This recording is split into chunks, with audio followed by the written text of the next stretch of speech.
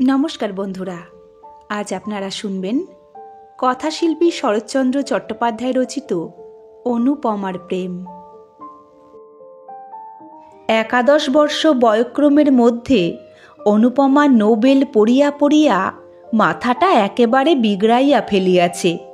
সে মনে করিল, মনুষ্য হৃদয়ে যত প্রেম, যত মাধুরী, যত শোভা, যত সৌন্দর্য, যত তৃষ্ণা আছে, সব খুঁটিয়া বাছিয়া একত্রিত করিয়া নিজের মস্তিষ্কের ভিতর জমা করিয়া ফেলিয়াছে। মনুষ্য স্বভাব, মনুষ্য চরিত্র তাহার নখদর্পণ হইয়াছে। জগতের শিখিবার পদার্থ আর তাহার কিছুই নাই। সব জানিয়া ফেলিয়াছে, সব শিখিয়া ফেলিয়াছে। সতীত্বের জ্যোতি সে যেমন দেখিতে পাই, প্রণয়ের মহিমা সে যেমন বুঝিতে পারে, জগতে আর যে কেহ তেমন সমজদার আছে, অনুপমা তাহা কিছুতেই বিশ্বাস করিতে পারে না। অনু ভাবিল সে একটি মাধবীলতা, সম্প্রতি মঞ্জরিয়া উঠিতেছে। এ অবস্থায় আশু সহকার শাখা বেষ্টিতা না হইলে ফোঁটো ফোঁটো কুড়িগুলি কিছুতেই পূর্ণ বিকশিত হইতে পারিবে না। তাই খুঁজিয়া পাতিয়া একটি নবীন কান্তি সহকার মনোনীত করিয়া লইল এবং 2-4 দিবসেই তাহাকে মন, প্রাণ, জীবন, যৌবন সব দিয়া ফেলিল।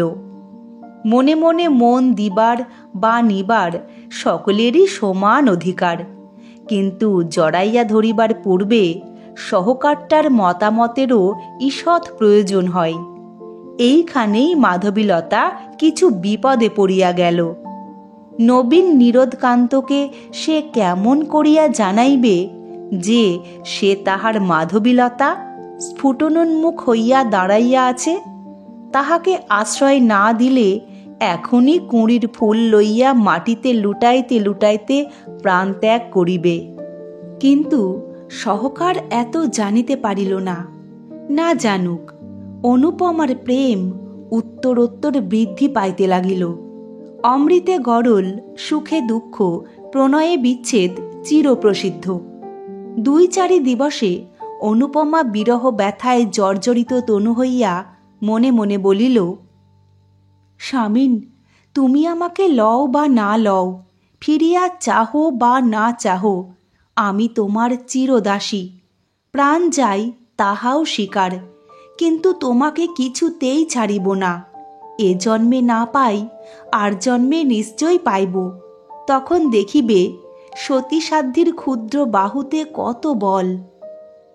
অনুপমা বড়লোকের মেয়ে, বাটি সংলগ্ন উদ্যানও আছে, মনোরম সরোবরও আছে। সেথা চাঁদও উঠে, পদ্মও ফুটে, কোকিলও গান গায়, মধুপ ঝঙ্কার করে। এইখানে সে ঘুরিয়া ফিরিয়া বিরহ ব্যথা অনুভব করিতে লাগিল। এলো চুল করিয়া, অলঙ্কার খুলিয়া ফেলিয়া, গাত্রে ধুলি মাখিয়া, প্রেমের যোগিনী সাজিয়া সরসীর জলে কখনো মুখ দেখিতে লাগিল, কখনো নয়ন জলে ভাসাইয়া গোলাপ পুষ্প চুম্বন করিতে লাগিল, কখনো অঞ্চল পাতিয়া তরুতলে শয়ন করিয়া হা হুতাশ ও দীর্ঘশ্বাস ত্যাগ করিতে লাগিল। আহারে রুচি নাই, শয়নে ইচ্ছা নাই, সাজসজ্জায় বিষম বিরাগ, গল্প গুজবে রীতিমতো বিরক্তি। অনুপমা দিন দিন শুকাইতে লাগিল।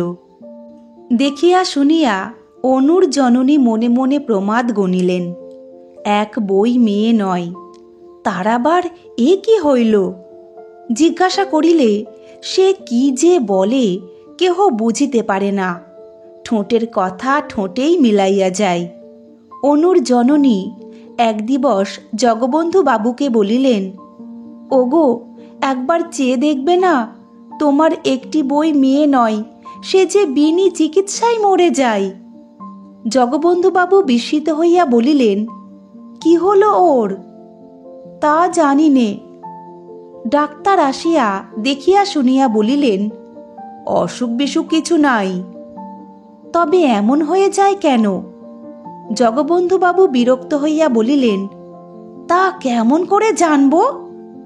তবে মেয়ে আমার মরে যাক। এ তো বড় মুশকিলের কথা। জ্বর নেই, বালাই নেই, শুধু শুধু যদি মরে যায় তো আমি কি ধরে রাখব? গৃহিণী শুষ্ক মুখে বড় বধূমাতার নিকট ফিরিয়া আসিয়া বলিলেন, বৌমা, অনু আমার এমন করে বেড়ায় কেন? কেমন করে জানবো মা? তোমাদের কাছে কি কিছু বলে না? না মা, কিছু বলে না। গৃহিণী প্রায় কাঁদিয়া ফেলিলেন। তবে কি হবে? না খেয়ে না শুয়ে এমন করে সমস্ত দিন বাগানে ঘুরে বেড়ালে কদিন আর বাঁচবে? তোরা বাছা যা হোক একটা বিহিত করে দে, না হলে বাগানের পুকুরে একদিন ডুবে মরব। বড় বউ কিছুক্ষণ ভাবিয়া চিন্তিয়া বলিল, দেখে শুনে একটা বিয়ে দাও, সংসারের ভার পড়লে আপনি সব সেরে যাবে। বেশ কথা, তবে আজই এ কথা আমি কর্তাকে জানাব। কর্তা এ কথা শুনিয়া অল্প হাসিয়া বলিলেন, কলিকাল, দাও, বিয়ে দিয়েই দেখো যদি ভালো হয়। পরদিন ঘটক আসিল। অনুপমা বড়লোকের মেয়ে, তাহাতে রূপবতী, পাত্রের জন্য ভাবিতে হইল না। 1 সপ্তাহের মধ্যেই ঘটক ঠাকুর পাত্র স্থির করিয়া জগবন্ধু বাবুকে সংবাদ দিলেন। কর্তা এ কথা গৃহিণীকে জানাইলে গৃহিণী বড় বউকে জানাইলেন। ক্রমে অনুপমাও শুনিল। 2-1 দিন পরে একদিন দ্বীপ্রহরের সময়ে সকলে মিলিয়া অনুপমার বিবাহের গল্প করিতেছিল। এমন সময়ে সে এলো চুলে আলু থালু বসনে একটা শুষ্ক গোলাপ ফুল হাতে করিয়া ছবিটির মতো আসিয়া দাঁড়াইল।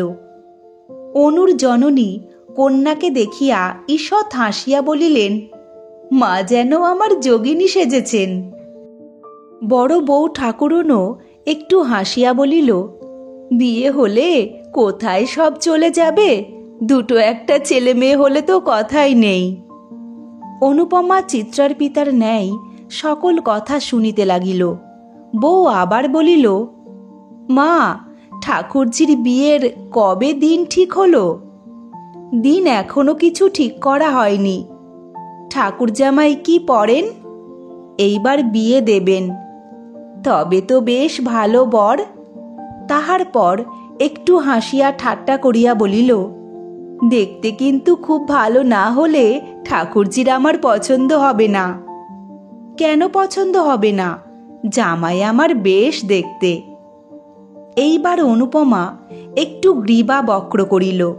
ঈষৎ হেলিয়া পদনখ দিয়া মৃত্তিকা খনন করিবার মতো করিয়া নখ খুঁড়িতে খুঁড়িতে বলিল, বিবাহ আমি করব না। জননী ভালো শুনিতে না পাইয়া জিজ্ঞাসা করিলেন, কি মা? বড় বউ অনুপমার কথা শুনিতে পাইয়াছিল। খুব জোরে হাসিয়া উঠিয়া বলিল, ঠাকুরজি বলছে ও কখনো বিয়ে করবে না। বিয়ে করবে না? না, না করুক গে। অনুর জননী মুখ টিপিয়া একটু হাসিয়া চলিয়া গেলেন। গৃহিণী চলিয়া যাইলে বড় বধূ বলিল, তুই বিয়ে করবি না কেন? অনুপমা পূর্ববৎ গম্ভীর মুখে বলিল, না, বিয়ে আমি কিছুতেই করব না। কেন? যাকে তাকে গছিয়ে দেওয়ার নামই বিবাহ নয়। মনের মিল না হলে বিবাহ করাই ভুল।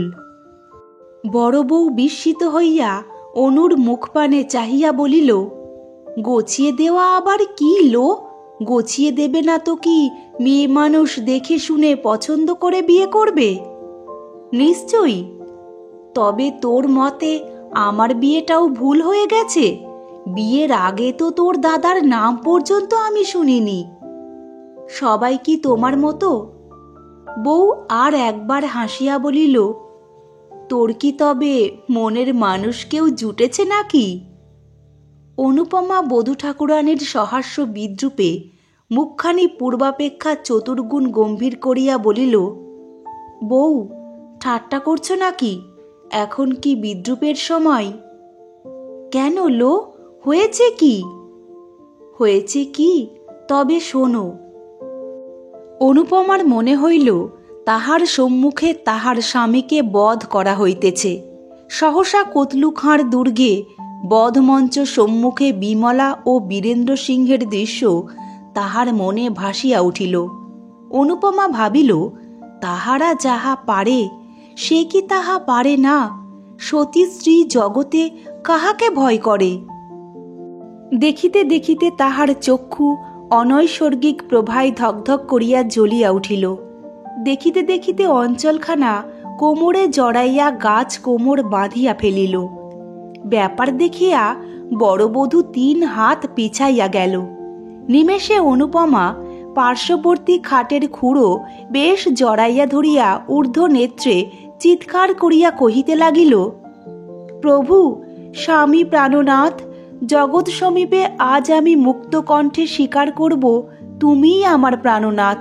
প্রভু, তুমি আমার, আমি তোমার। এ খাটের খুঁড়ো নয়, এ তোমার পদযুগল। আমি ধর্ম সাক্ষী করে তোমাকে পতিত্বে বরণ করেছি। এখনো তোমার চরণ স্পর্শ করে বলছি, এ জগতে তুমি ছাড়া অন্য কেউ আমাকে স্পর্শও করতে পারবে না। কার সাধ্য প্রাণ থাকতে আমাদিগকে বিচ্ছিন্ন করে? মাগো জগজ্জননী! বড়বধূ চিৎকার করিয়া ছুটিয়া বাহিরে আসিয়া পড়িল। ওগো, দেখো গো, ঠাকুরজি কেমন ধারা করছে। দেখিতে দেখিতে গৃহিণী ছুটিয়া আসিলেন। বউ ঠাকুরনের চিৎকার বাহির পর্যন্ত পৌঁছিয়াছিল। কি হয়েছে? হলো কি? কর্তা ও তাহার পুত্র চন্দ্রবাবু ছুটিয়া আসিলেন। কর্তা গিন্নিতে, পুত্র পুত্রবধূতে, দাস দাসীতে মুহূর্তে ঘরে ভিড় হইয়া গেল। অনুপমা মূর্ছিত হইয়া খাটের কাছে পড়িয়া আছে। গৃহিণী কাঁদিয়া উঠিলেন। অনুর আমার কি হলো? ডাক্তার ডাক, জল আন, বাতাস কর ইত্যাদি চিৎকারে পাড়ার অর্ধেক প্রতিবেশী বাড়িতে জমিয়া গেল। অনেকক্ষণ পরে চক্ষুর উন্মিলন করিয়া অনুপমা ধীরে ধীরে বলিল, আমি কোথায়? তাহার জননী মুখের নিকট মুখ আনিয়া সস্নেহে বলিলেন, কেন মা, তুমি যে আমার কোলে শুয়ে আছো। অনুপমা দীর্ঘ নিঃশ্বাস ফেলিয়া মৃদুভাবে কহিল, ও তোমার কোলে? ভাবছিলাম আমি আর কোথাও কোন স্বপ্নরাজ্যে তাঁর সঙ্গে ভেসে যাচ্ছি। দর বিগলিত অশ্রু তাহার গণ্ড বাহিয়া পড়িতে লাগিল। জননী তাহা মুছাইয়া কাতর হইয়া বলিলেন, কেন কাঁদছ মা? কার কথা বলছ? অনুপমা দীর্ঘ নিঃশ্বাস ফেলিয়া মৌন হইয়া রহিল। বড়বধূ চন্দ্রবাবুকে একপাশে ডাকিয়া বলিল, সবাইকে যেতে বলো, আর কোনো ভয় নেই, ঠাকুরজি ভালো হয়েছে। ক্রমশ সকলে প্রস্থান করিলে রাত্রে বড় বউ অনুপমার কাছে বসিয়া বলিল, ঠাকুরজি, কার সঙ্গে বিয়ে হলে তুই সুখী হোস? অনুপমা চক্ষু মুদ্রিত করিয়া কহিল, সুখ দুঃখ আমার কিছুই নেই, সেই আমার স্বামী। তা তো বুঝি, কিন্তু কে সে? সুরেশ। সুরেশই আমার। সুরেশ রাখাল মজুমদারের ছেলে? হ্যাঁ। রাত্রে গৃহিণী এ কথা শুনিলেন। পরদিন অমনি মজুমদারের বাড়িতে আসিয়া উপস্থিত হইলেন। নানা কথার পর সুরেশের জননীকে বলিলেন, তোমার ছেলের সঙ্গে আমার মেয়ের বিয়ে দাও। সুরেশের জননী হাসিয়া বলিলেন, মন্দ কি? ভালো মন্দর কথা নয়, দিতেই হবে। তবে সুরেশকে একবার জিজ্ঞাসা করে আসি, সে বাড়িতেই আছে, তার মত হলে কর্তার অমত হবে না। সুরেশ বাড়ি থাকিয়া তখন বিয়ে পরীক্ষার জন্য প্রস্তুত হইতেছিল।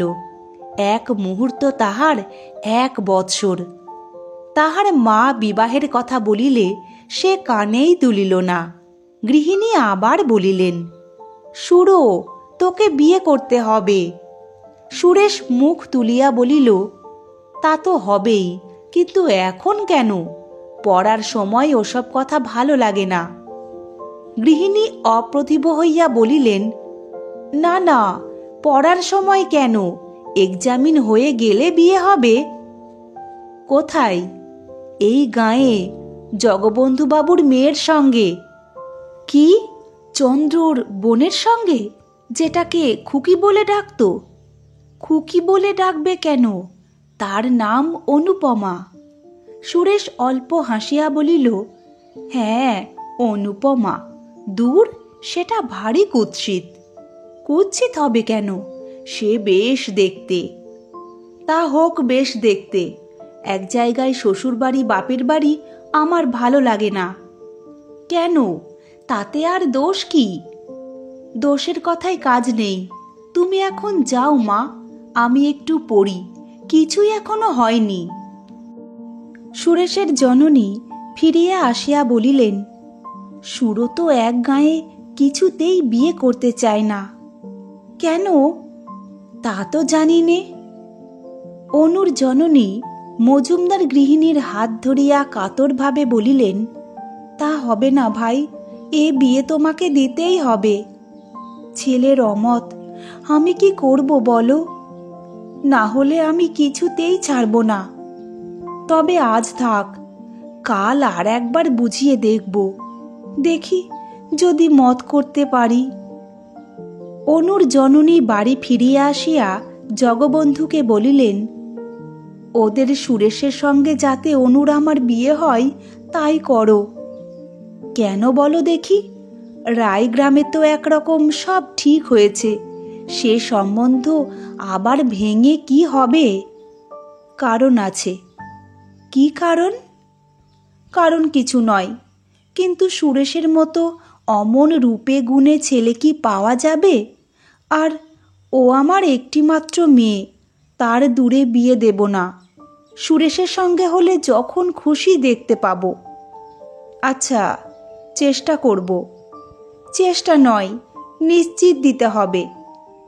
কর্তা নথ নাড়ার ভঙ্গি দেখিয়া হাসিয়া ফেলিলেন, তাই হবে গো। সন্ধ্যার পর কর্তা মজুমদার বাটি হইতে ফিরিয়া আসিয়া গৃহিণীকে বলিলেন, বিয়ে হবে না। সে কি কথা? কি করব বলো? ওরা না দিলে তো আমি জোর করে ওদের বাড়িতে মেয়ে ফেলে দিয়ে আসতে পারি নে। দেবে না কেন? এক গাঁয়ে বিয়ে হয়, ওদের মত নয়। গৃহিণী কপালে করাঘাত করিয়া বলিলেন, আমার কপালের দোষ। পরদিন তিনি পুনরায় সুরেশের জননীর নিকট আসিয়া বলিলেন, দিদি, বিয়ে দে। আমার তো ইচ্ছা আছে, কিন্তু ছেলের মত হয় কই? আমি লুকিয়ে সুরেশকে আরও 5,000 টাকা দেব। টাকার লোভ বড় লোভ। সুরেশের জননী একথা সুরেশের পিতাকে জানাইলেন। কর্তা সুরেশকে ডাকিয়া বলিলেন, সুরেশ, তোমাকে এ বিবাহ করতেই হবে। কেন? কেন আবার কি? এ বিবাহে তোমার গর্ভধারিণীর মত, আমারও মত, সঙ্গে সঙ্গে একটু কারণও হয়ে পড়েছে। সুরেশ নতমুখে বলিল, এখন পড়াশোনার সময়, পরীক্ষার ক্ষতি হবে। তা আমি জানি বাপু, পড়াশোনার ক্ষতি করে তোমাকে বলছি না, পরীক্ষা শেষ হলে বিবাহ করো। যে আজ্ঞে। অনুর জননীর আনন্দের সীমা নাই। এ কথা তিনি কর্তাকে বলিলেন। দাস দাসী সকলকেই মনের আনন্দে একথা জানাইয়া দিলেন। বড় বউ অনুপমাকে ডাকিয়া বলিল, ওলো, বর যে ধরা দিয়েছে। অনু সলজ্জে ঈষৎ হাসিয়া বলিল, তা আমি জানতাম। কেমন করে জানলি? চিঠিপত্র চলতো নাকি? প্রেম অন্তর্যামী, আমাদের চিঠিপত্র অন্তরে চলতো। ধন্যী মেয়ে তুই।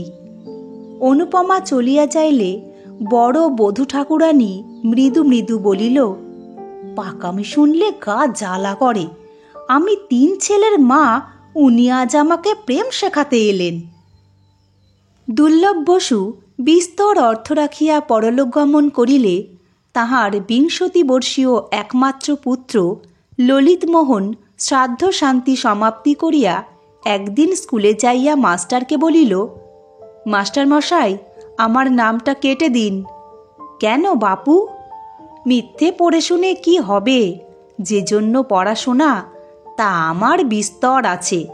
বাবা আমার জন্যে অনেক পড়ে রেখে গিয়েছেন। মাস্টার চক্ষু টিপিয়া অল্প হাসিয়া বলিল, তবে আর ভাবনা কি, এইবার চড়ে খাওগে।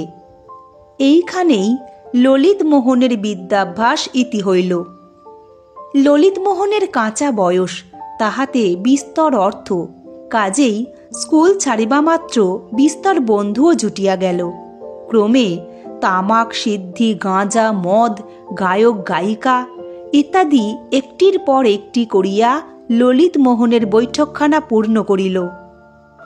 এদিকে পিতৃসঞ্চিত অর্থরাশি জলবৎ ঢেউ খেলিয়া তরতর করিয়া সাগরাভিমুখে ছুটিয়া চলিতে লাগিল। তাহার জননী কাঁদিয়া কাটিয়া অনেক বুঝাইলেন, অনেক বলিলেন, কিন্তু সে তাহাতে কর্ণপাতও করিল না। একদিন ঘূর্ণিত লোচনে মাতৃসন্নিধানে আসিয়া বলিল, মা, এখনই আমাকে 50 টাকা দাও। মা বলিলেন, একটি পয়সাও আমার নেই। ললিতমোহন দ্বিতীয় বাক্য ব্যয় না করিয়া একটা কুড়ুল লইয়া জননীর হাত বাক্স চিরিয়া ফেলিয়া 50 টাকা লইয়া প্রস্থান করিল। তিনি দাঁড়াইয়া সমস্ত দেখিলেন, কিন্তু কিছুই বলিলেন না। পরদিন পুত্রের হস্তে লোহার সিন্দুকের চাবি দিয়া বলিলেন, বাবা, এই লোহার সিন্দুকের চাবি তুমি নাও। তোমার বাপের টাকা যেমন ইচ্ছা খরচ করো, আমি আর বাধা দিতে আসব না, কিন্তু ঈশ্বরের কাছে প্রার্থনা করি যেন আমি গেলে তোমার চোখ ফোটে। ললিত বিস্মিত হইয়া বলিল, কোথায় যাবে? তা জানি নে। আত্মঘাতী হলে কোথায় যেতে হয় তা তো কেউ জানে না, তবে শুনেছি সদ্গতি হয় না। তা কি করব বলো, আমার যেমন কপাল। আত্মঘাতী হবে? না হলে আর উপায় কি? তোমাকে পেটে ধরে আমার সব সুখী হলো। এখন নিত্যি নিত্যি তোমার লাথি ঝাঁটা খাওয়ার চেয়ে যমদূতের আগুন কুণ্ড ভালো। ললিতমোহন জননীকে চিনিত। সে বিলক্ষণ জানিত যে তাহার জননী মিথ্যা ভয় দেখাইবার লোক নহেন। তখন কাঁদিয়া ভূমে লুটাইয়া পা জড়াইয়া ধরিয়া বলিল, মা, তুমি আমাকে মাপ করো। এমন কাজ আর আমি কখনো করব না। তুমি থাকো, তুমি যেও না। জননী রুক্ষভাবে বলিলেন, তাও কি হয়? তোমার বন্ধু বান্ধব তারা সব যাবে কোথায়? আমি কাউকে চাইনে, টাকা কড়ি, বন্ধু বান্ধব কিছুই চাইনে, শুধু তুমি থাকো। তোমার কথায় বিশ্বাস কি? কেন মা, আমি তোমার মন্দ সন্তান, তা বলে অবিশ্বাসের কাজ কি কখনো করেছি? তুমি এখন থেকে ইচ্ছা সুখে যা দেবে তার অধিক 1 পয়সাও চাইব না। ইচ্ছা সুখে তোমাকে 1 পয়সাও দিতে ইচ্ছা হয় না, কেননা এই 1-1.5 বৎসরের মধ্যে তুমি যত টাকা উড়িয়েছ তার অর্ধেকও কখনো তোমার জীবনে উপার্জন করতে পারবে? তুমি আমাকে কিছুই দিও না। জননী কোমল হইলেন, না, অতটা সবে না। আমিও তা ইচ্ছা করি নে। মাসে 100 টাকা পেলে তোমার চলবে কি? স্বচ্ছন্দে? তবে তাই হোক। 2-1 দিনের মধ্যেই তার বন্ধু বান্ধবেরা একে একে সরিয়া পড়িতে লাগিল। ললিতমোহন 2-1 জনের বাটিতে ডাকিতে গেল। কেহ বলিল, কাল যাব। কেহ বলিল, আজ কাজ আছে। ফলত কেহই আর আসিল না। এখন সে সম্পূর্ণ একা। একা মদ খাই, একা ঘুরিয়া বেড়াই। একবার মনে করিল আর মদ খাইবে না, কিন্তু সময় কিরূপে কাটিবে? কাজেই মদ ছাড়া হইল না। একটা পথে সে প্রায় ঘুরিয়া বেড়াইত। এ পথটা জগবন্ধুবাবুর বাগানের পার্শ্ব দিয়া অপেক্ষাকৃত নির্জন বলিয়া মদ খাইয়া এখানেই বেড়াইবার অধিক সুবিধা হইত। মাতাল বলিয়া তাহার গ্রামময় অখ্যাতি। কাহারও বাটিতে যাওয়া ভালো দেখায় না, কাজেই মদ খাইয়া নিজের সঙ্গে নিজে বেড়াইয়া বেড়াইত। আজকাল তাহার আর একজন সঙ্গী জুটিয়াছে, সে অনুপমা। আসিতে যাইতে সে প্রায়ই দেখে তাহারই মতো অনুপমাও বাগানের ভিতর ঘুরিয়া বেড়ায়। অনুপমাকে সে বাল্যকাল হইতে দেখিয়া আসিতেছে, কিন্তু আজকাল তাহাতে যেন একটু নূতনত্ব দেখিতে পাই। জগবন্ধুবাবুর বাগানের প্রাচীরের এক অংশ ভগ্ন ছিল। সেইখানে একটা গাছের পাশে দাঁড়াইয়া দেখে অনুপমা উদ্যানময় ঘুরিয়া বেড়াইতেছে। কখনো বা তরুতলে বসিয়া মালা গাঁথিতেছে, কখনো বা ফুল তুলিতেছে, এক এক সময় বা সরসীর জলে পদদয় ডুবাইয়া বালিকা সুলভ ক্রীড়া করিতেছে। দেখিতে তাহার বেশ লাগে। ইতস্তত বিক্ষিপ্ত চুলগুলা, অযত্ন রক্ষিত দেহলতা, আলু থালু বসনভূষণ ও সকলের উপর মুখখানি তাহার মদের চোখে একটি পদ্মফুলের মতো বোধ হইত। মাঝে মাঝে তাহার মনে হয় জগতে সে অনুপমাকে সর্বাপেক্ষা অধিক ভালোবাসে। রাত্রি হইলে বাড়িতে গিয়া শয়ন করে। যতক্ষণ নিদ্রা না হয় ততক্ষণ অনুপমার মুখই মনে পড়ে।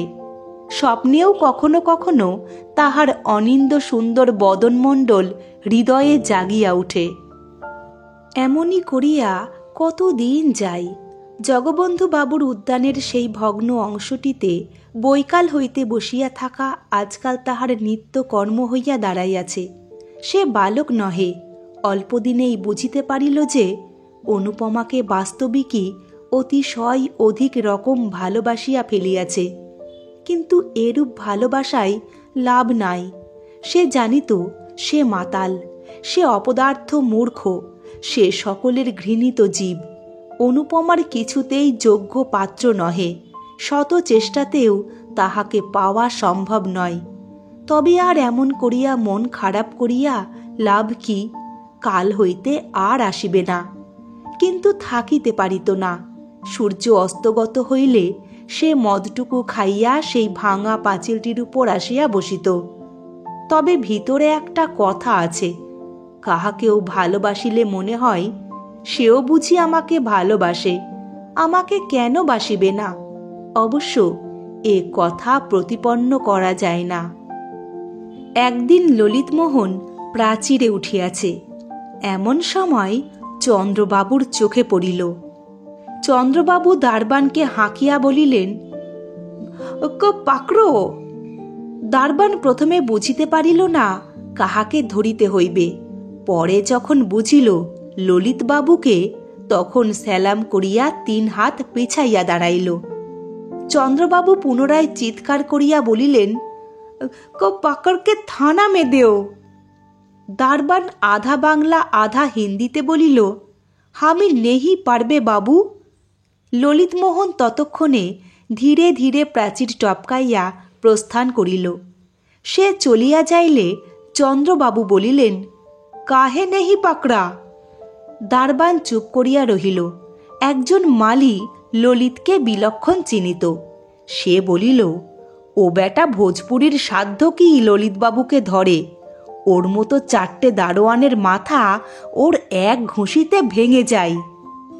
দারবানও তাহা অস্বীকার করিল না, বলিল, বাবু নকরি করনে আয়া না জান দেনে আয়া? চন্দ্রবাবু কিন্তু ছাড়িবার পাত্র নহেন। তিনি ললিতের উপর পূর্ব হইতেই বিলক্ষণ চটা ছিলেন। এখন সময় পাইয়া সাক্ষী জুটাইয়া অনধিকার প্রবেশ এবং আরও কত কি অপরাধে আদালতে নালিশ করিলেন। জগবন্ধু বাবু তাহার স্ত্রী উভয়েই এই মকদ্দমা করিতে নিষেধ করিলেন, কিন্তু চন্দ্রনাথ কিছুতেই শুনিলেন না। বিশেষ মর্মপীড়িতা অনুপমা জিদ করিয়া বলিল যে পাপীকে শাস্তি না দিলে তাহার মন কিছুতেই সুস্থির হইবে না। ইন্সপেক্টর বাটিতে আসিয়া অনুপমার এজাহার লইল। অনুপমা সমস্তই ঠিকঠাক বলিল। শেষে এমন দাঁড়াইল যে ললিতের জননী বিস্তর অর্থব্যয় করিয়াও পুত্রকে কিছুতেই বাঁচাইতে পারিলেন না। 3 বৎসর ললিতমোহনের সশ্রম কারাবাসের আদেশ হইয়া গেল। বিএ পরীক্ষার ফল বাহির হইয়াছে। সুরেশচন্দ্র মজুমদার একেবারে প্রথম হইয়াছে। গ্রামময় সুখ্যাতির একটা রৈ রৈ শব্দ পড়িয়া গিয়াছে। অনুপমার জননীর আনন্দের সীমা নাই। আনন্দে সুরেশের জননীকে গিয়া বলিলেন, নিজের কথা নিজে বলতে নেই, কিন্তু দেখো দেখি আমার মেয়ের পয়। সুরেশের মা সহাস্যে বলিলেন, তা তো দেখছি, একবার বিয়ে হোক, তারপর দেখিস তোর ছেলে রাজা হবে। অনু যখন জন্মায় তখন একজন গণৎকার এসে গুণে বলেছিল যে এ মেয়ে রানী হবে। অত সুখে কেউ কখনো থাকেনি, থাকবেও না, যত সুখ তোমার মেয়ের হবে। কে বলেছিল? একজন সন্ন্যাসী। কিন্তু তুমি তোমার জামাইকে একখানা বাড়ি কিনে দিও। তা দেব না, চন্দ্রকে আমি পেটের ছেলে বলেই জানি, কিন্তু অনুরত কর্তার অর্ধেক বিষয় পাওয়া উচিত, আমি বেঁচে থাকতে তা পাবেও। তাই হোক, ওরা রাজা রানী হয়ে সুখে থাক, আমরা যেন দেখে মরি। 2 দিন পরে রাখাল মজুমদার পুত্রকে ডাকিয়া বলিলেন, এই বৈশাখে তোমার বিবাহের দিন স্থির করলাম। এখন বিবাহ হয় আমার একেবারে ইচ্ছে নয়। কেন? আমি গিলক্রিস্ট স্কলারশিপ পেয়েছি, তাতে আমি ইচ্ছা করলে বিলাতে গিয়ে পড়তে পারি। তুমি বিলাত যাবে? ইচ্ছা আছে। পড়ে পড়ে তোমার মাথা খারাপ হয়ে গিয়েছে, অমন কথা আর মুখে এনো না। বিনা পয়সায় যখন এ সুবিধা পেয়েছি তখন দোষ কি? রাখালবাবু এ কথায় একেবারে অগ্নিশর্মা হইয়া উঠিলেন। নাস্তিক বেটা, দোষ কি? পরের পয়সায় যদি বিষ পাওয়া যায় তা কি খেতে হবে?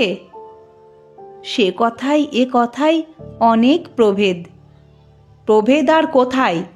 একদিকে জাত খোয়ানো, ম্লেচ্ছ হওয়া, আর অপরদিকে বিষ ভোজন, ঠিক এক নয় কি? চুল চুল মিলে গেল নাকি? সুরেশ আর কোনো প্রতিবাদ না করিয়া নিরুত্তরে প্রস্থান করিল। সে চলিয়া যাইলে রাখালবাবু আপনা আপনি হাসিয়া বলিলেন, বেটা পাতা 2 ইংরাজি পড়ে আমাদের সঙ্গে তর্ক করতে আসে? কেমন কথাটা বললাম, পরের পয়সায় বিষ পেলে কি খেতে হবে? বাছাধন আর দ্বিতীয় কথাটি বলতে পারল না। এ অকাঠ্য যুক্তি কি ও কাটতে পারে? বিবাহের সমস্ত পাকা রকম স্থির হইয়া যাইলে বড়বধূ একদিন অনুপমাকে বলিলেন, কি লো, বরের সুখ্যাতি যে গ্রামে ধরে না। অনুপমা মৃদু হাসিয়া বলিল, যার সতীসাধ্যী স্ত্রী, জগতে তার সকল সুখের পথই উন্মুক্ত থাকে। তবু তো এখনো বিয়ে হয়নি লো। বিবাহ আমাদের অনেক দিন হয়েছে, জগৎ জানে না বটে, কিন্তু অন্তরে অন্তরে বহুদিন আমাদের পুনর্মিলন হয়ে গিয়েছে। বড়বধূ অল্প হাসিল, ওষ্ঠ ঈষৎ কুঞ্চিত করিয়া একটু থামিয়া বলিলেন, এ কথা আর কোথাও বলিস নে, আমরা বুড়ো মাগি, আমাদের তো বলা দূরে থাক, এমন ধারা শুনলেও লজ্জা করে। সব কথায় তুই যেন থিয়েটারের অ্যাক্ট করতে থাকিস, এমন করলে লোকে পাগল বলবে যে। তা বলুক, আমি প্রেমে পাগল। আজ 5ই বৈশাখ। অনুপমার বিবাহ উৎসবে আজ গ্রামটা তোলপাড় হইতেছে। জগবন্ধু বাবুর বাটিতে আজ ভিড় ধরে না। কত লোক যাইতেছে, কত লোক হাঁকাহাঁকি করিতেছে, কত খাওয়ানো দাওয়ানোর ঘটা, কত বাজনা বাদ্যের ধুম। যত সন্ধ্যা হইয়া আসিতে লাগিল, ধুমধাম তত বাড়িয়া উঠিতে লাগিল। সন্ধ্যা লগ্নেই বিবাহ, এখনই বর আসিবে। সকলেই উৎসাহে আগ্রহে উন্মুখ হইয়া আছে। কিন্তু বর কোথায়? রাখালবাবুর বাটিতে সন্ধ্যার প্রাক্কালেই কলরব বাঁধিয়া উঠিয়াছে। সুরেশ গেল কোথায়? এখানে খোঁজ, ওখানে খোঁজ, এদিকে দেখ, ওদিকে দেখ, কিন্তু কেহই সুরেশকে খুঁজিয়া বাহির করিতে পারিতেছে না। কুসংবাদ পৌঁছিতে বিলম্ব হয় না। বজ্রাগ্নির মতো এ কথা জগবন্ধু বাবুর বাটিতে উড়িয়া আসিয়া পড়িল। বাড়িশুদ্ধ লোক সকলেই মাথায় হাত দিয়া বসিয়া পড়িল। সে কি কথা! 8টার সময় বিবাহের লগ্ন, কিন্তু 9টা বাজিতে চলিল। কোথাও বরের সন্ধান পাওয়া যাইতেছে না। জগবন্ধুবাবু মাথা চাপড়াইয়া ছুটাছুটি করিয়া বেড়াইতে লাগিলেন। গৃহিণী কাঁদিয়া আসিয়া তাহার নিকটে পড়িলেন। কি হবে গো? কর্তার তখন অর্ধক্ষিপ্তাবস্থা। তিনি চিৎকার করিয়া বলিয়া উঠিলেন, হবে আমার শ্রাদ্ধ, আর কি হবে? এই হতভাগ্য মেয়ের জন্য বৃদ্ধ বয়সে আমার মান গেল, যশ গেল, জাতি গেল। এখন একঘরে হয়ে থাকতে হবে। কেন মরতে বুড়ো বয়সে তোমাকে আবার বিয়ে করেছিলাম? তোমারই জন্য আজ এই অপমান। শাস্ত্রেই আছে, স্ত্রী বুদ্ধি প্রলয়ঙ্করী। তোমার কথা শুনে নিজের পায়ে নিজে কুড়ুল মেরেছি। যাও, তোমার মেয়ে নিয়ে আমার সামনে থেকে দূর হয়ে যাও। আহা, গৃহিণীর দুঃখের কথা বলিয়া কাজ নাই। এদিকে এই আর ওদিকে আর এক বিপদ। অনুপমা ঘন ঘন মূর্ছা যাইতেছে। এদিকে রাত্রি বাড়িয়া চলিতেছে। 10টা, 11টা, 12টা করিয়া ক্রমশ 1টা, 2টা বাজিয়া গেল, কিন্তু কোথাও সুরেশের সন্ধান হইল না। সুরেশকে পাওয়া যাক আর না যাক, অনুপমার বিবাহ কিন্তু দিতেই হইবে। কেননা আজ রাত্রে বিবাহ না হইলে জগবন্ধুবাবুর জাতি যাইবে। রাত্রি আন্দাজ 3টার সময় পঞ্চাদর্শীয় কাশরোগী রামদুলাল দত্তকে পাড়ার 5 জন জগবন্ধুবাবুর হিতৈষী বন্ধু বর বেশে খাঁড়া করিয়া লইয়া আসিল। অনুপমা যখন শুনিল এমনি করিয়া তাহার মাথা খাইবার উদ্যোগ হইতেছে, তখন মূর্ছা ছাড়িয়া দিয়া জননীর পায়ে লুটাইয়া পড়িল। ও মা, আমায় রক্ষা করো, এমন করে আমার গলায় ছুরি দিও না। এ বিয়ে দিলে আমি নিশ্চয়ই আত্মঘাতী হব। মা কাঁদিয়া বলিলেন, আমি কি করব মা? মুখে যাহাই বলুক না, কন্যার দুঃখে ও আত্মগ্লানিতে তাহার হৃদয় পুড়িয়া যাইতেছিল। তাই কাঁদিয়া কাটিয়া আবার স্বামীর কাছে আসিলেন। ওগো, একবার শেষটা ভেবে দেখো, এ বিয়ে দিলে মেয়ে আমার বিষ খাবে। কর্তা কোনো কথা না কহিয়া একেবারে অনুপমার নিকটে আসিয়া গম্ভীরভাবে বলিলেন, ওঠো, ভোর হয়ে যাবে। কোথায় যাব বাবা? এখনই সম্প্রদান করব। অনুপমা কাঁদিয়া ফেলিল। বাবা, আমাকে মেরে ফেলো, আমি বিষ খাবো। যা ইচ্ছে হয় কাল খেও মা, আজ বিয়ে দিয়ে আমার জাত বাঁচাই, তারপর যেমন খুশি করো। বিষ খেও, জলে ডুবে মরো, আমি একবারও বারণ করব না। কি নিদারুণ কথা! এইবার যথার্থই অনুপমার ভিতর পর্যন্ত শিহরিয়া উঠিল। বাবা, আমায় রক্ষা করো। কত কাতরোক্তি, কত ক্রন্দন, কিন্তু কোনো কথাই খাটিল না। দৃঢ় প্রতিজ্ঞ জগবন্ধুবাবু সেই রাত্রেই বৃদ্ধ রামদুলাল দত্তের হস্তে অনুপমাকে সম্প্রদান করিলেন। বহুদিন বিপত্নিক বৃদ্ধ রামদুলালের আপনার বলিতে সংসারে আর কেহ নাই। 2খানি পুরাতন ইষ্টনির্মিত ঘর, একটু শাকসবজির বাগান, ইহাই দত্তজির সাংসারিক সম্পত্তি। বহু ক্লেশে তাহার দিন গুজরান হয়। বিবাহ করিয়া পরদিন অনুপমাকে বাড়ি আনিলেন। সঙ্গে সঙ্গে অনেক খাদ্যদ্রব্য আসিল, অনেক দাস দাসী আসিল। কোনো ক্লেশ নাই। 6-7 দিন তাহার পরম সুখে অতিবাহিত হইল। বড়লোক শ্বশুর, আর তাহার কোনো ভাবনা নাই। বিবাহ করিয়া কপাল ফিরিয়াছে।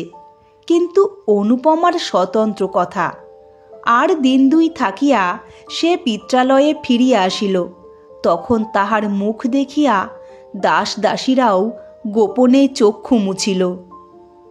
বাড়ি গিয়া প্রাণত্যাগ করিব, এ পরামর্শ অনুপমা স্বামী ভবন হইতেই স্থির করিয়া রাখিয়াছিল। এইবার যথার্থ মরিবার বাসনা হইয়াছে। অনেক রাত্রে সকলে নিদ্রিত হইলে সে নিঃশব্দে খিড়কির দ্বার খুলিয়া বাগানের পুষ্করিণীর সোপানে আসিয়া বসিল। আজ তাহাকে মরিতে হইবে, মুখের মরা নয়, কাজের মরা মরিতে হইবে। অনুপমার মনে পড়িল আর একদিন সে এইখানে মরিতে গিয়াছিল। সেও অনেক দিন নয়, কিন্তু তখন মরিতে পারে নাই, কেননা একজন ধরিয়া ফেলিয়াছিল। আজ সে কোথায়? জেলখানায় কয়েদ খাটিতেছে। কোন অপরাধে? শুধু বলিতে আসিয়াছিল যে সে তাহাকে ভালোবাসে। কে জেলে দিল? চন্দ্রবাবু। কেন? তাহাকে দেখিতে পারিত না বলিয়া? সে মাতাল বলিয়া? সে অনধিকার প্রবেশ করিয়াছিল বলিয়া? কিন্তু অনুপমা কি বাঁচাইতে পারিত না? পারিত, কিন্তু তাহা করে নাই, বরং জেলে দিতে সহায়তাই করিয়াছে। আজ তাহার মনে হইল ললিত কি যথার্থই ভালোবাসিত? হয়তো বাসিত, হয়তো বাসিত না। না বাসুক, কিন্তু তাহাকে দণ্ডিত করিয়া তাহার কি ইষ্টসিদ্ধি হইয়াছে? জেলে পাথর ভাঙিতেছে, ঘানি টানিতেছে, আরও কত কি নীচ কর্ম করিতে হইতেছে। ইহাতে হয়তো চন্দ্রবাবুর লাভ হইয়াছে, কিন্তু তাহার কি? সে দণ্ডিত না হইলে কি তাহাকে পাইতে পারিত? যিনি এখন মনের আনন্দে নিজের উন্নতির জন্য জাহাজে চড়িয়া বিলাত যাইতেছেন। অনুপমা সেইখানে বসিয়া বহুক্ষণ ধরিয়া কাঁদিল। তাহার পরে জলে নামিল। এক হাঁটু, এক বুক, এক গলা জলে নামিয়া ক্রমশ ডুবন জলে আসিয়া পড়িল। আধ মিনিট কাল জলতলে থাকিয়া অনেক জল খাইয়া সে আবার উপরে ভাসিয়া উঠিল, আবার ডুব দিল, আবার ভাসিয়া উঠিল। সে সাঁতার দিতে জানিত, তাই সমস্ত পুষ্করিণীটা তন্ন তন্ন করিয়াও কোথাও ডুবন জল মিলিল না। অনেকবার ডুব দিল, অনেক জলও খাইল, কিন্তু একেবারে ডুবিয়া যাইতে কিছুতেই পারিল না। সে দেখিল মরিতে স্থির সংকল্প হইয়াও ডুব দিয়া নিঃশ্বাস আটকাইয়া আসিবার উপক্রম হইলেই নিঃশ্বাস লইতে উপরে ভাসিয়া উঠিতে হয়। এইরূপে পুষ্করিণীটা সাঁতার কাটিয়া প্রায় নিশা শেষে যখন সে তাহার ক্লান্ত অবসন্ন নির্জীব দেহখানা কোনো রূপে টানিয়া টানিয়া সোপানের উপর ফেলিল, দেখিল যে কোনো অবস্থায়, যে কোনো কারণেই হোক, এমন করিয়া একটু একটু করিয়া প্রাণ পরিত্যাগ করা বড় সহজ কথা নহে। পূর্বে সে বিরহ ব্যথায় জর্জরিত তনু হইয়া দিনে শতবার করিয়া মরিতে যাইত। তখন ভাবিত প্রাণটা রাখা না রাখা নায়ক নায়িকার একেবারে মুঠোর ভিতরে। কিন্তু আজ সমস্ত রাত্রি ধরিয়া প্রাণটার সহিত ধস্তাধস্তি করিয়াও সেটাকে বাহির করিয়া ফেলিতে পারিল না।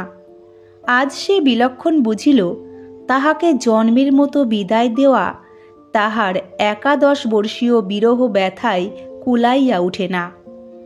ভোরবেলায় যখন সে বাটি আসিল, তখন তাহার সমস্ত শরীর শীতে কাঁপিতেছে। মা জিজ্ঞাসা করিলেন, অনু, এত ভোরেই নিয়ে এলি মা? অনু ঘাড় নাড়িয়া জানাইল, হ্যাঁ। এদিকে দত্ত মহাশয় একরূপ চিরস্থায়ী রূপে শ্বশুর ভবনে আশ্রয় লইয়াছেন। প্রথম প্রথম জামাই আদর তাহার কতকটা মিলিত, কিন্তু ক্রমশ তাহাও কম পড়িয়া আসিল। বাড়িশুদ্ধ কেহই প্রায় তাহাকে দেখিতে পারে না। চন্দ্রনাথবাবু প্রতি কথায় তাহাকে ঠাট্টা, বিদ্রূপ, অপদস্থ, লাঞ্ছিত করেন। তাহার একটু কারণও হইয়াছিল। একে তো চন্দ্রবাবুর হিংসা পরবশ অন্তঃকরণ, তাহাতে আবার অকর্মণ্য জামাতা বলিয়া জগবন্ধুবাবু কিছু বিষয় আশয় দিয়া যাইবেন বলিয়াছেন। অনুপমা কখনো আসে না, শাশুড়ি ঠাকুরানীও কখনো সে বিষয়ে তত্ত্ব লন না। তথাপি রামদুলালের মনের আনন্দে দিন কাটিতে লাগিল। যত্ন আত্মীয়তার তিনি বড় একটা ধার ধারিতেন না। যাহা পাইতেন তাহাতেই সন্তুষ্ট হইতেন। তাহার উপর দুবেলা পরিতোষজনক আহার জুটিতেছে। বৃদ্ধাবস্থায় দত্ত মহাশয় ইহাই যথেষ্ট বলিয়া মানিয়া লইতেন, কিন্তু তাহার সুখ ভোগ করিবার অধিক দিনও আর বাকি ছিল না। একে জীর্ণ শীর্ণ শরীর, তাহার উপর পুরাতন সখা কাশ রোগ, অনেক দিন হইতে তাহার শরীরে আশ্রয় গ্রহণ করিয়া বসিয়া আছে। প্রতি বৎসরই শীতকালে তাহাকে স্বর্গে লইয়া যাইবার জন্য টানাটানি করিত। এবারও শীতকালে বিষম টানাটানি করিতে লাগিল। জগবন্ধুবাবু দেখিলেন যক্ষা রামদুলালের অস্থিমজ্জায় প্রতি গ্রন্থিতে গ্রন্থিতে ছড়াইয়া পড়িয়াছে।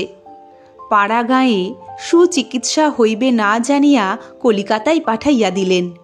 সেখানে কিছুদিন সুচিকিৎসার পর সতী সাধ্বী অনুপমার কল্যাণে 2 বৎসর ঘুরিতে না ঘুরিতে সদানন্দ রামদুলাল সংসার ত্যাগ করিলেন।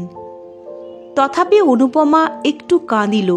স্বামী মরিলে বাঙালির মেয়েকে কাঁদিতে হয়, তাই কাঁদিল। তাহার পর স্ব-ইচ্ছায় সাদা পড়িয়া সমস্ত অলঙ্কার খুলিয়া ফেলিল। জননী কাঁদিতে কাঁদিতে বলিলেন, অনু, তোরে বেশ আমি চোখে দেখতে পারি না, অন্তত হাতে একজোড়া বালাও রাখ। তা হয় না মা, বিধবার অলঙ্কার পরতে নেই। কিন্তু তুই কচি মেয়ে। তাহা হোক, বাঙালির মেয়ে বিধবা হইলে কচি বুড়ো সমস্ত এক হইয়া যায়। জননী আর কি বলিবেন, শুধু কাঁদিতে লাগিলেন। অনুপমার বৈধব্যে লোকে নূতন করিয়া শোক করিল না। 2-1 বৎসরেই সে যে বিধবা হইবে তাহা সকলেই জানিত। কেহ বলিল, মরার সঙ্গে বিয়ে দিলে কি আর সধবা থাকে? কর্তাও একথা জানিতেন, গৃহিণীও বুঝিতেন, তাই শোকটা নূতন করিয়া হইল না। যাহা হইবার তাহা বিবাহ রাত্রেই হইয়া গিয়াছে। স্বামীকে ভালোবাসিত না, জানিল না, শুনিল না। তথাপি অনুপমা কঠোর বিধবা ব্রত পালন করিতে লাগিল। রাত্রে জল স্পর্শ করে না, দিনে 1 মুষ্টি স্বহস্তে সিদ্ধ করিয়া লয়। একাদশীর দিন নিরম্বু উপবাস করে। আজ পূর্ণিমা, কাল অমাবস্যা, পরশু শিবরাত্রি, এমনি করিয়া মাসের 15 দিন সে কিছু খায় না। কেহ কোনো কথা বলিলে বলে, আমার ইহকাল গিয়াছে, এখন পরকালের কাজ করিতে দাও। এত কিন্তু সহিবে কেন? উপবাসে অনিয়মে অনুপমা শুকাইয়া অর্ধেক হইয়া গেল। দেখিয়া দেখিয়া গৃহিণী ভাবিলেন, এইবার সে মরিয়া যাইবে। কর্তাও ভাবিলেন, তাহা বড় বিচিত্র নহে। তাই একদিন স্ত্রীকে ডাকিয়া বলিলেন, অনুরা আবার বিয়ে দিই। গৃহিণী বিস্মিত হইয়া জিজ্ঞাসা করিলেন, তা কি হয়? ধর্ম যাবে যে। অনেক ভেবে দেখলুম, 2 বার বিবাহ দিলেই ধর্ম যায় না। বিবাহের সঙ্গে ধর্মের সঙ্গে এ বিষয়ের কোনো সম্বন্ধ নাই। বরং নিজের কন্যাকে এমন করে খুন করলেই ধর্মহানির সম্ভাবনা। অনুপমা কিন্তু এ কথা শুনিয়া ঘাড় নাড়িয়া দৃঢ় স্বরে বলিল, তা হয় না। কর্তা তখন নিজে অনুকে ডাকিয়া বলিলেন, খুব হয় মা। তাহলে আমার ইহকাল পরকাল 2 কালই গেল। কিছুই যায় নাই, যাবে না, বরং না হলেই যাবার সম্ভাবনা। মনে করো, তুমি যদি গুণবান পতি লাভ করো, তাহলে 2 কালেরই কাজ করতে পারবে। একা কি হয় না? না মা, তা হয় না। অন্তত বাঙালির ঘরের মেয়ের দ্বারা হয় না। ধর্মকর্মের কথা ছেড়ে দিয়ে সামান্য কোনো একটা কর্ম করতে হলেই তা দিগকে অন্যের সাহায্য গ্রহণ করতে হয়। স্বামী ভিন্ন তেমন সাহায্য আর কে করতে পারে বলো?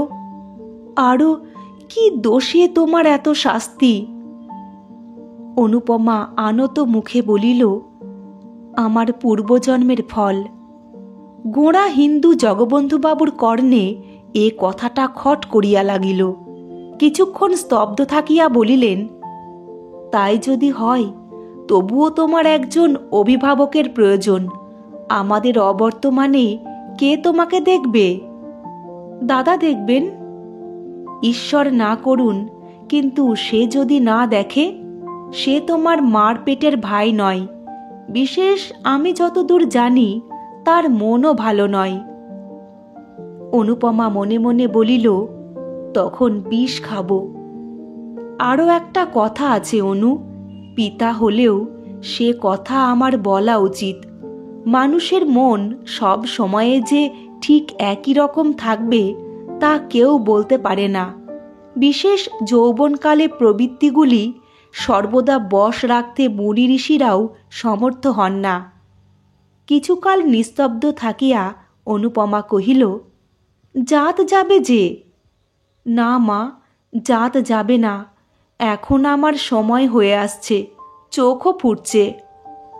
অনুপমা ঘাড় নাড়িল, মনে মনে বলিল, তখন জাত গেল আর এখন যাবে না? যখন চক্ষুকর্ণ বন্ধ করে তোমরা আমাকে বলিদান দিলে তখন একথা ভাবলে না কেন? আজ আমারও চক্ষু ফুটেছে, আমিও ভালো রূপ প্রতিশোধ দেব। কোনো রূপে তাহাকে টলাইতে না পারিয়া জগবন্ধু বাবু বলিলেন, তবে মা, তাই ভালো।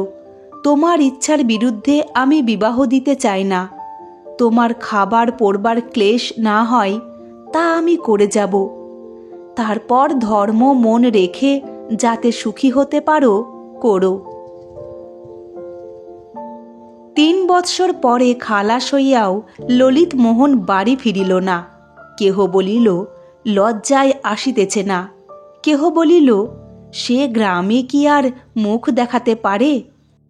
ললিত মোহন নানা স্থান পরিভ্রমণ করিয়া 2 বৎসর পরে সহসা একদিন বাটিতে আসিয়া উপস্থিত হইল। তাহার জননী আনন্দে পুত্রের শিরশ্চুম্বন করিয়া আশীর্বাদ করিলেন। বাবা, এবার বিবাহ করে সংসারী হও। যা কপালে ছিল তা তো ঘটে গিয়াছে, এখন সেজন্য আর মনে দুঃখ করো না। ললিত যাহা হয় একটা করিবে স্থির করিল। 5 বৎসর পরে ফিরিয়া আসিয়া ললিত গ্রামে অনেক পরিবর্তন দেখিল। বিশেষ দেখিল জগবন্ধু বাবুর বাটিতে। কর্তা গিন্নি কেহ জীবিত নাই। চন্দ্রনাথ বাবু এখন সংসারের কর্তা। অনুপমা বিধবা হইয়া এইখানেই আছে, কারণ তাহার অন্যত্র স্থান নাই। পূর্বেই জননীর মৃত্যু হইয়াছিল, পরে পিতার মৃত্যুর পর অনুপমা ভাবিয়াছিল, পিতা যাহা দিয়া গিয়াছেন তাহা লইয়া কোনো তীর্থস্থানে থাকিবে এবং সেই টাকায় পুণ্য ধর্ম নিয়ম ব্রত করিয়া অবশিষ্ট জীবনটা কাটাইয়া দিবে। কিন্তু শ্রাদ্ধ শান্তি হইলে উইল দেখিয়া সে মর্মাহত হইল। পিতা কেবল তাহার নামে 500 টাকা দিয়া গিয়াছেন। তাহারা বড় লোক, এ সামান্য টাকা তাহাদিগের নিকট টাকাই নহে। বাস্তবিক এই অর্থে কাহারও চিরজীবন গ্রাসাচ্ছাদন নির্বাহিত হইতে পারে না। গ্রামে অনেকেই কানাঘুষা করিল, এ উইল জগবন্ধুবাবুর নহে, ভিতরে কিছু কার সাজিয়াছে। কিন্তু সে কথায় ফল কি? নিরুপায় হইয়া অনুপমা চন্দ্রবাবুর বাটিতেই রহিল। লোকে বলে, পিতার মৃত্যু না হওয়া পর্যন্ত সৎ মাকে চিনিতে পারা যায় না। সৎ ভাইকেও সেইরূপ পিতার জীবিতকাল পর্যন্ত চিনিতে পারা কঠিন।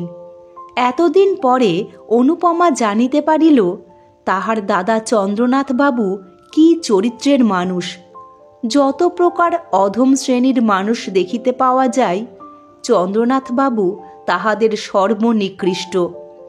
হৃদয়ে এক তিল দয়া মায়া নাই, চোখে এক বিন্দু চামড়া পর্যন্ত নাই। অনুপমার এই নিরাশ্রয় অবস্থায় তিনি তাহার সহিত যেরূপ ব্যবহার আরম্ভ করিলেন তাহা বলিয়া শেষ করা যায় না। প্রতি কথায়, এমনকি উঠিতে বসিতে তিরস্কৃত, লাঞ্ছিত, অপমানিত করিতেন। অনেক দিন হইতে তিনি অনুপমাকে দেখিতে পারেন না, কিন্তু আজকাল তো অধিক না দেখিতে পারিবার কারণ তিনিই ভালো জানেন। বড়বধূ পূর্বে তাহাকে ভালোবাসিতেন, কিন্তু এখন তিনিও দেখিতে পারেন না। যখন অনু বড়লোকের মেয়ে ছিল, যখন তাহার বাপ মা বাঁচিয়া ছিল, যখন তাহার একটা কথাই 5 জন ছুটিয়া আসিত, তখন তিনিও ভালোবাসিতেন। এখন সে দুঃখিনী, আপনার বলিতে কেহ নাই, টাকা কড়ি নাই, পরের অন্ন না খাইলে দিন কাটে না। তাহাকে কে এখন ভালোবাসিবে, কে এখন যত্ন করিবে? বড়বধূর 3-4টি ছেলে মেয়ের ভার অনুর উপর। তাহাদিগকে খাওয়াইতে হয়, স্নান করাইতে হয়, পড়াইতে হয়, কাছে করিয়া শুইতে হয়। তথাপি কোনো বিষয়ে একটু ত্রুটি হইলেই অমনি বড়বধূ ঠাকুরানী রাগ করিয়া রীতিমতো 5টা কথা শুনাইয়া দেন। ইহা ভিন্ন অনুপমাকে নিত্য দুবেলা চন্দ্রবাবুর জন্য 2-4টা ভালো তরকারি রাঁধিতে হয়। পাচক ব্রাহ্মণ তেমন প্রস্তুত করিতে পারে না, আর না হইলে চন্দ্রবাবুরও কিছু খাওয়া হয় না। একাদশী হোক আর দ্বাদশী হোক আর উপবাসী হোক, সে রান্না তাহাকে রাঁধিতেই হইবে। অনুপমা প্রাতঃকালে স্নান করিয়া অনেকক্ষণ ধরিয়া পূজা করিত। এখন তাহাকে সে সময়টুকুও দেওয়া হয় না। একটু বিলম্ব হইলেই বড় বধূ ঠাকুরানী বলিয়া উঠেন, ঠাকুরজি, একটু হাত চালিয়ে নাও, ছেলেরা কাঁদছে, এখনো পর্যন্ত কিছু খেতে পায়নি। অনুপমা যা তা করিয়া উঠিয়া আসে, একটি কথাও সে মুখ ফুটিয়া বলিতে পারে না। একাদশীর দীর্ঘ উপবাস করিয়াও তাহাকে রাত্রে রন্ধন করিতে যাইতে হয়। তৃষ্ণায় বুক ফাটিতে থাকে, অগ্নির উত্তাপে মাথা টিপটিপ করিতে থাকে, গা ঝিমঝিম করে, তবু কথা কহে না। অবস্থার পরিবর্তনে সহ্য করিবার ক্ষমতাও হয়, কেননা জগদীশ্বর তাহা শিখাইয়া দেন, না হইলে অনুপমা এতদিন মরিয়া যাইত। এ সংসারে তাহার অপেক্ষা দাস দাসীরা শ্রেষ্ঠ। জোর করিয়া তাহাদের 2টো বলিলে তাহারও 2টো জোরের কথা বলিতে পারে। অন্তত আমার মাহিনাপত্র চুকাইয়া দিন, বাড়ি যাই, এ কথাও বলিতে পারে। কিন্তু অনু তাহাও বলিতে পারে না। সে বিনামূল্যে কৃতদাসী, মারো কাটো তাহাকে এখানেই থাকিতে হইবে, আর কোথাও যাইবার জো নাই। সে বিধবা, সে বড়লোকের কন্যা। অনুপমার অবস্থা বুঝাইতে পারা যায় না, বুঝিতে হয়।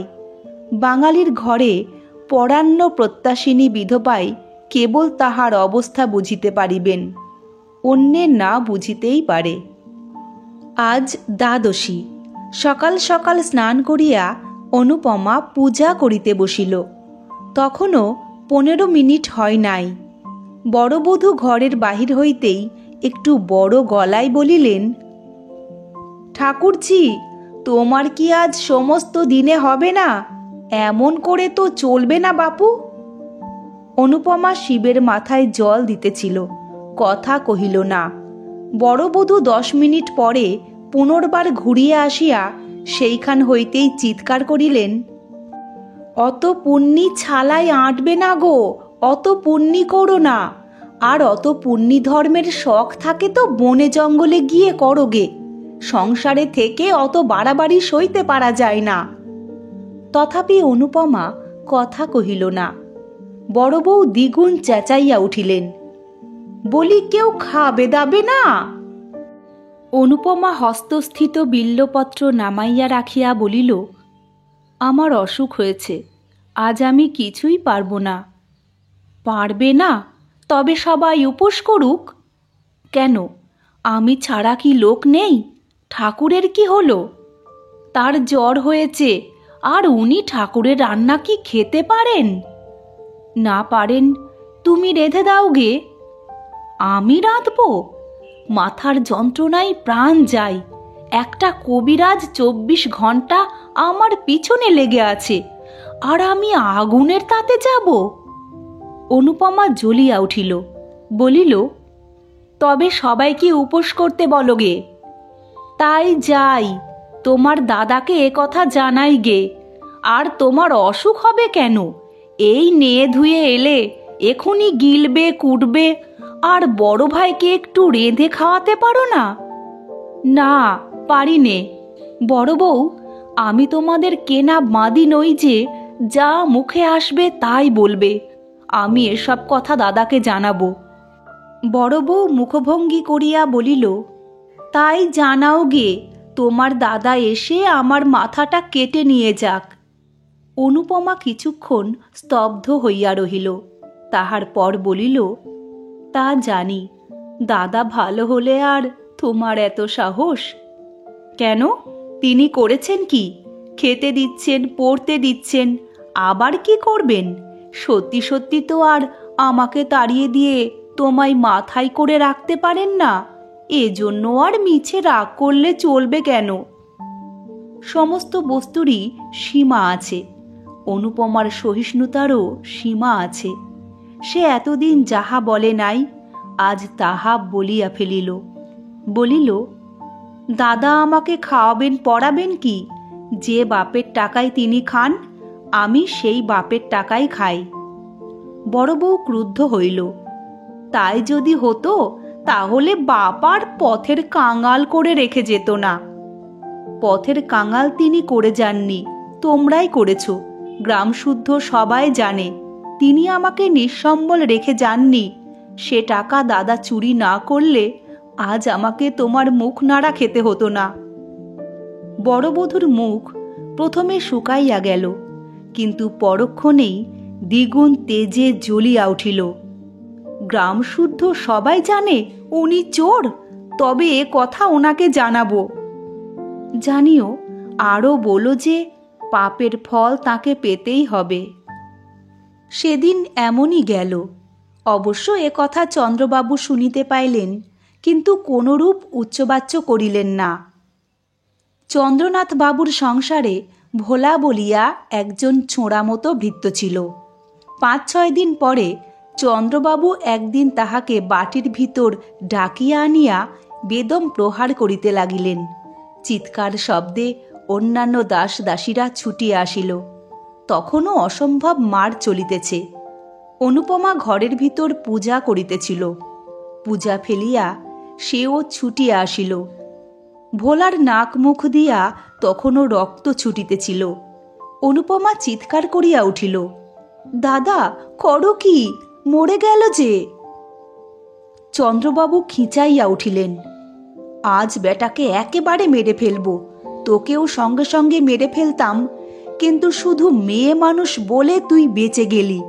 আমার সংসারে এত পাপ আমি বরদাস্ত করব না। বাবা তোকে 500 টাকা দিয়ে গেছেন, তাই নিয়ে তুই আজই আমার বাড়ি থেকে দূর হয়ে যা। অনুপমা কিছুই বুঝিতে পারিল না, শুধু বলিল, সে কি? কিছুই নয়, আজ টাকা নাও, নিয়ে ভোলার সঙ্গে দূর হয়ে যাও। বাইরে গিয়ে যা খুশি করোগে। অনুপমা সেইখানেই মূর্ছিত হইয়া গেল। দাস দাসীরা সকলেই একথা শুনিল। কেউ মুখে কাপড় দিয়া হাসিল, কেহ হাসি চাপিয়া ভালো মানুষের মতো সরিয়া গেল, কেহ বা ছুটিয়া অনুপমাকে তুলিতে আসিল। চন্দ্রবাবু মৃতপ্রায় ভোলার মুখে আর একটা পদাঘাত করিয়া বাহিরে চলিয়া গেলেন। আজ অনুপমার শেষ দিন। এ সংসারে সে আর থাকিবে না। জ্ঞান হইয়া অবধি সে সুখ পায় নাই। ছেলেবেলায় ভালোবাসিয়াছিল বলিয়া নিজের শান্তি নিজে ঘুচাইয়াছিল।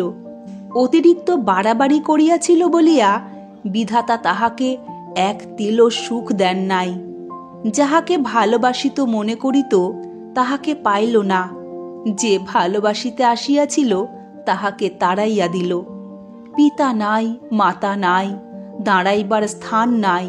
স্ত্রীলোকের একমাত্র অবলম্বন সতীত্বের সুযশ, তাহাও ঈশ্বর কাড়িয়া লইতে বসিয়াছেন। তাই আর সে সংসারে থাকিবে না। বড় অভিমানে তাহার হৃদয় ফাটিয়া যাইতেছে। নিস্তব্ধ নিদ্রিত কৌমুদী রজনীতে খিড়কির দ্বার খুলিয়া আবার বারবার 3 বার পুষ্করিণীর সেই পুরাতন সোপানে আসিয়া উপবেশন করিল। এবার অনুপমা চালাক হইয়াছে। আরবার সন্তরণ শিক্ষাটা তাহাকে মরিতে দেয় নাই। এবার তাহা বিফল করিবার জন্য কাঁকে কলসি লইয়া আসিয়াছে। এবার পুষ্করিণীর কোথায় ডুবন জল আছে তাহা বাহির করিয়া লইবে। এবার নিশ্চয়ই ডুবিয়া মরিবে। মরিবার পূর্বে পৃথিবীকে বড় সুন্দর দেখায়। ঘর বাড়ি, আকাশ, মেঘ, চন্দ্র, তারা, জল, ফুল, লতা, বৃক্ষ সব সুন্দর হইয়া ওঠে। যেদিকে চাও সেই দিকেই মনোরম বোধ হয়। সব যেন অঙ্গুলি তুলিয়া বলিতে থাকে, মরিও না, দেখো আমরা কত সুখে আছি, তুমিও সহ্য করিয়া থাকো, একদিন সুখী হইবে। না হয় আমাদের কাছে এসো, আমরা তোমাকে সুখী করিব। অনর্থক বিধাত্রী দত্ত আত্মাকে নরকে নিক্ষেপ করিও না। মরিতে আসিয়াও মানুষ তাই অনেক সময় ফিরিয়া যায়। আবার যখন ফিরিয়া দেখে জগতে তাহার এক তিলও সুখ নাই, অসীম সংসারে দাঁড়াইবার এক বিন্দু স্থান নাই, আপনার বলিতে একজনও নাই, তখন আবার মরিতে চাহে। কিন্তু পরক্ষণেই কে যেন ভিতর হইতে বলিতে থাকে, ছি ছি, ফিরিয়া যাও, এমন কাজ করিও না। মরিলেই কি সকল দুঃখের অবসান হইল? কেমন করিয়া জানিলে ইহা অপেক্ষা আরও গভীর দুঃখে পতিত হইবে না? মানুষ অমনি সংকুচিত হইয়া পশ্চাতে হটিয়া দাঁড়ায়। অনুপমারও কি এসব কথা মনে হইতেছিল না? কিন্তু অনুপমা তবুও মরিবে, কিছুতেই আর বাঁচিবে না। পিতার কথা মনে হইল, মাতার কথা মনে হইল, সঙ্গে সঙ্গে আর একজনের কথা মনে হইল। যাহার কথা মনে হইল সে ললিত। যাহারা তাকে ভালোবাসিত তাহারা সকলেই একে একে চলিয়া গিয়াছে। শুধু একজন এখনো জীবিত আছে। সে ভালোবাসিয়াছিল, ভালোবাসা পাইতে আসিয়াছিল, হৃদয়ের দেবী বলিয়া পূজা দিতে আসিয়াছিল। অনুপমা সে পূজা গ্রহণ করে নাই এবং অপমানিত করিয়া তাড়াইয়া দিয়াছিল। শুধু কি তাই, জেলে পর্যন্ত দিয়াছিল। ললিত সেখানে কত ক্লেশ পাইয়াছিল, হয়তো অনুপমাকে কত অভিসম্পাত করিয়াছিল।